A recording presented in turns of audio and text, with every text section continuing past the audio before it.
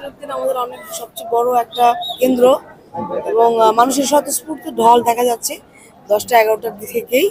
তো সব মানুষ যেন ভোট দিতে আসতে পারে এবং এই যে উৎসবমুখর পরিবেশটাতে যেন বজায় থাকে, আমরা সেই চেষ্টা করে যাচ্ছি।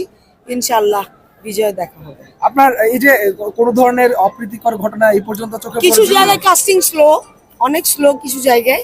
তো ওই জিনিসগুলো ফাস্টার করা দরকার। আমরা নির্বাচন কমিশনকে জানিয়েছি, অফিসার যারা আছে তাদেরকে জানাচ্ছি।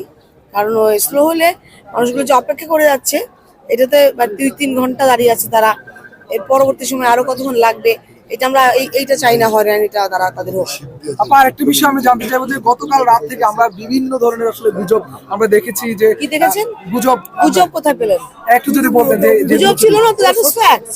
যে কেন্দ্রে গিয়ে অন্য দলের লোকজন প্যাকেট নিয়ে দৌড়াদৌড়ি করেছে, মানুষের সাথে কথা বলতে গিয়েছে, that was fact, that real one, যেগুলো আপনারা নিউজে দেখেছেন।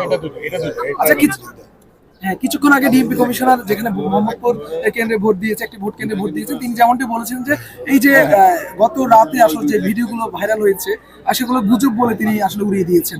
আপনি কি বলবেন? ওগুলোকে ফ্যাক্ট চেক করতে বলেন, ফ্যাক্ট চেক করলেই তো দ্যাট ওয়াজ ট্রু।